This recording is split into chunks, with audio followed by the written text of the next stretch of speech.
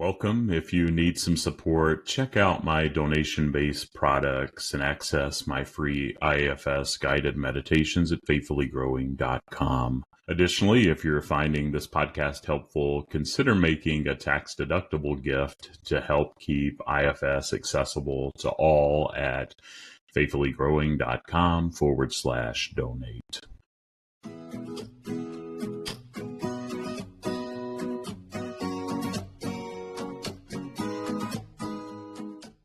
Welcome back to IFS Meditations and Insights. I'm Tim Fortescue, here to help foster spiritual wholeness and healing through the lens of internal family systems.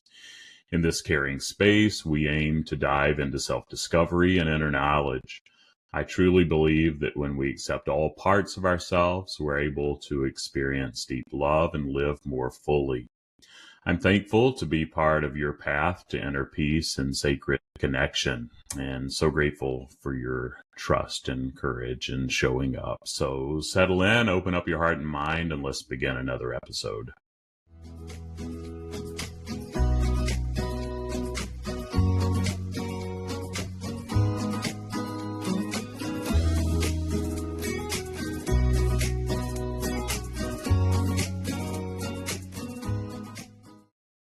Well, I hope you're doing well. So grateful to be with you for another week as we journey and experience life and being human together. And it can be interesting and definitely challenging at times. So hang in there and hope you're encouraged by this time together, and that our curiosity leads us to discovering and understanding a little more about ourselves through this IFS lens. And today I'm going to give you 10 frequently asked questions about internal family systems, or IFS. I know lots of people are curious about the model, and I hope that these 10 questions help give you just a little more insight. And the first question is, what is IFS? Internal family systems, or IFS, is a type of therapy created or discovered by Dr. Richard or Dick Schwartz in the 1980s. And it suggests that our mind is made up of different parts, each with its own viewpoints, feelings, and memories. At the center is the self, which is all about our core and who we are before we took on any burdens or trauma, and when we were fully healed, and we still have that self within us. And IFS aims to heal wounded parts and bring balance inside of you and me. And ultimately, it spreads in our broader relationships and in the world. Number 2, what are the main components of IFS? IFS has these key parts. First, the self. And this is the heart of a person, filled with qualities like calmness, curiosity, compassion, confidence. And then you have our parts. And these are like subpersonalities within us, and they come in 3 types. First, there's that protective realm that are seeking to protect those younger inner child parts, or what we call exiles, underneath. And in that protective realm, you have managers. These are parts that try to keep control and protect us from hurt. Younger parts that are doing the best that they can, but they tend to be more managerial. And then at the other end of the spectrum, there are firefighters, parts that react very much like firefighters do, quickly to soothe the pain when exiles begin to get upset, and they can often react to those managers and some of the ways that they're managing and doing things. And then underneath those protectors are the exiles.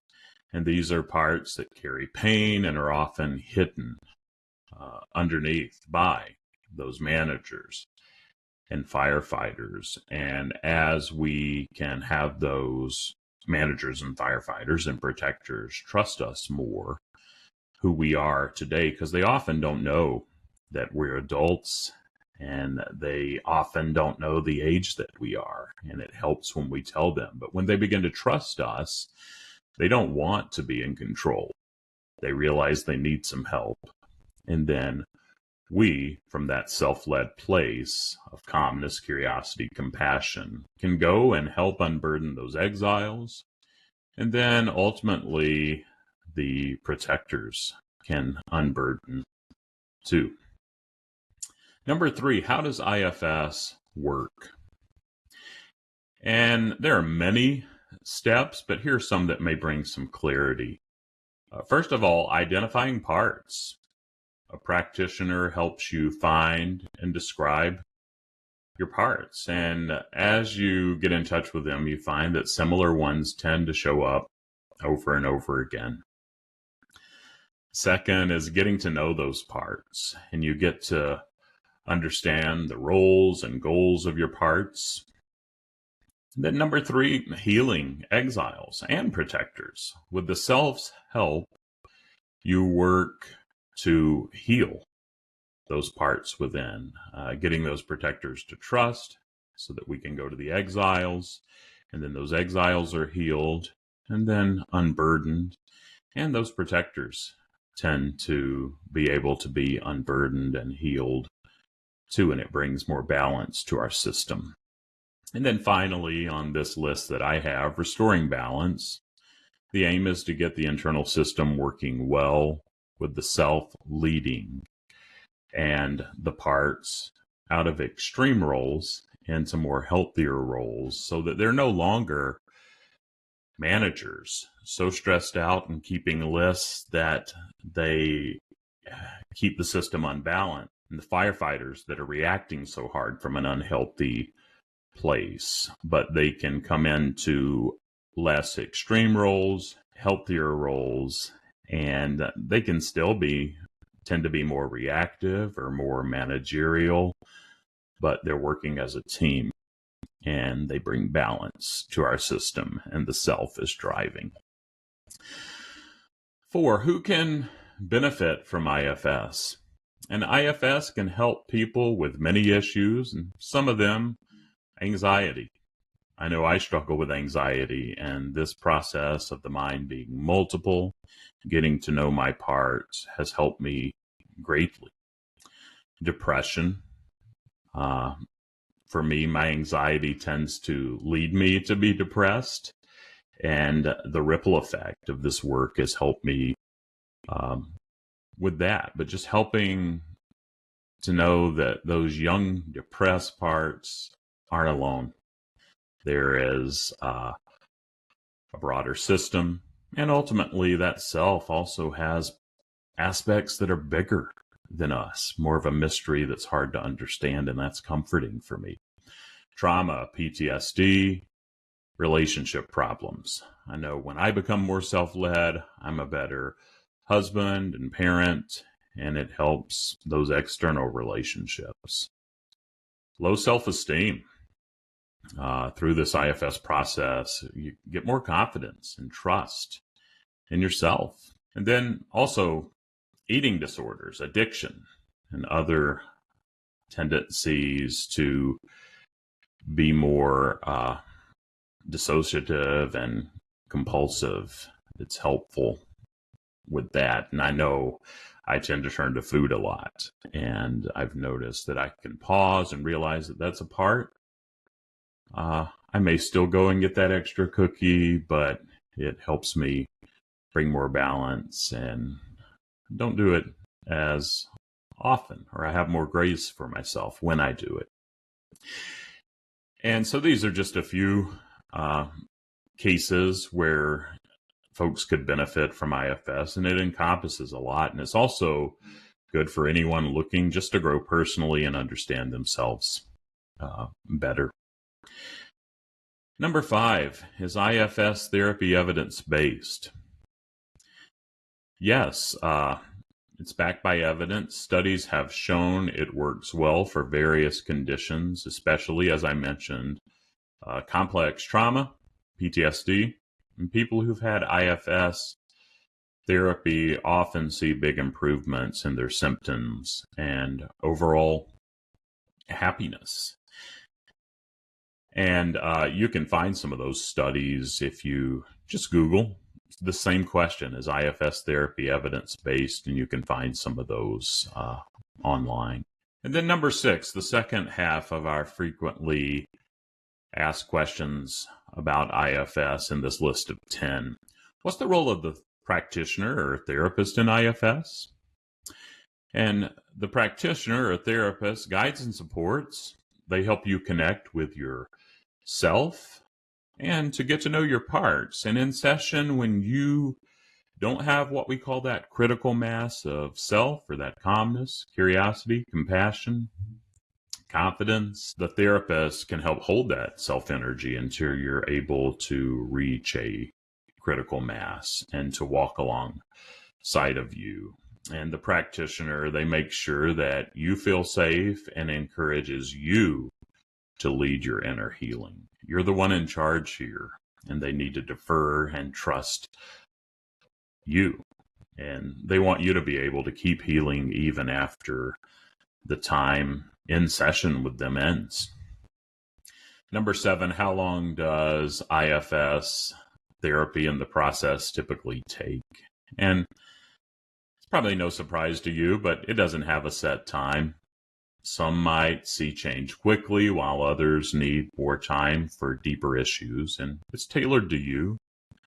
So how fast you progress depends on your situation, your system, and the system's readiness for change. But you can't rush the process. But I've found that in going slow, when the time is right, you do tend to move faster.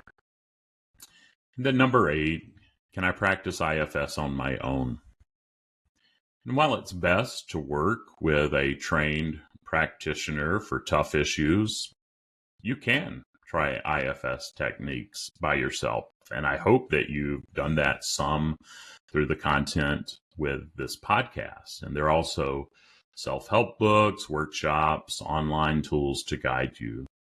But I would say for serious trauma, deep-rooted problems, and just general consistency, I see my own practitioner regularly because it's just easier to do the work when I have someone guiding me. And so I've found that working with someone trained in IFS can be a huge asset regardless. But do explore on your own and check in with your parts regularly.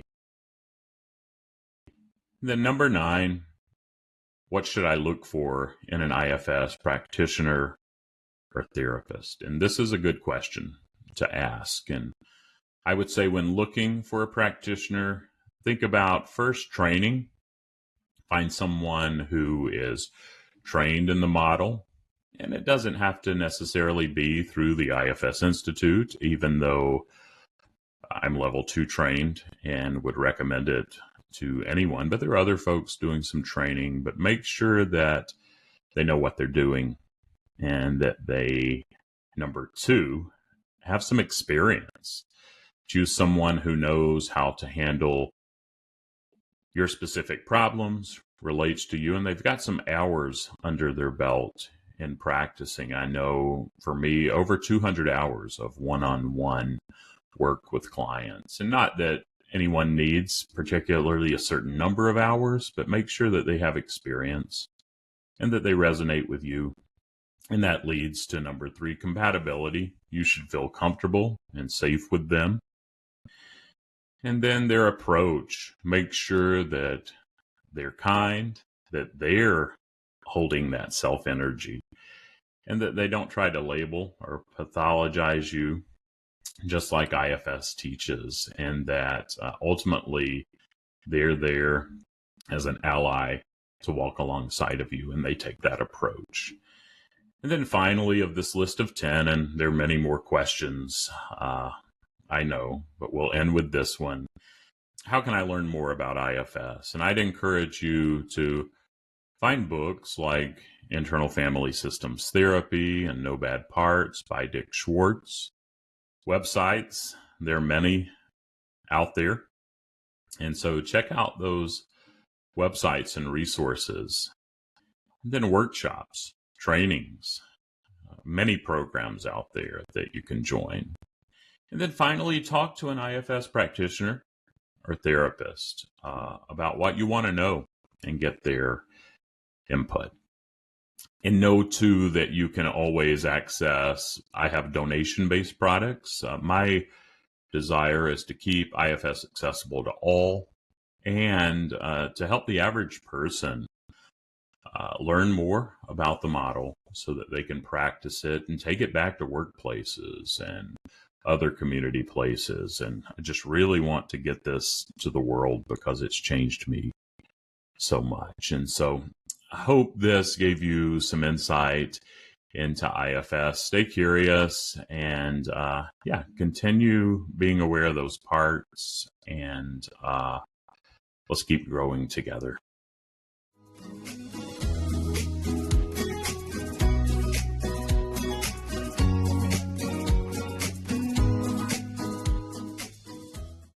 That wraps up another episode of IFS Meditations and Insights. If you found it useful, please share and leave a positive review to help others find the podcast. For more content, visit blog.faithfullygrowing.com for a categorized list of meditations and insights. As always, your thoughts on the podcast are welcome. Send me an email with thoughts or questions to tim@faithfullygrowing.com. But thank you so much for being part of this community and for your trust in me. I'm honored for that. And as we go throughout our lives, remember to be compassionate with yourself and others. And I look forward to our next session. And until then, take care, stay curious, and embrace all parts of your journey, and welcome those parts that may have some resistance to the journey too. And I'll do my best to join you in this challenging work. But take care.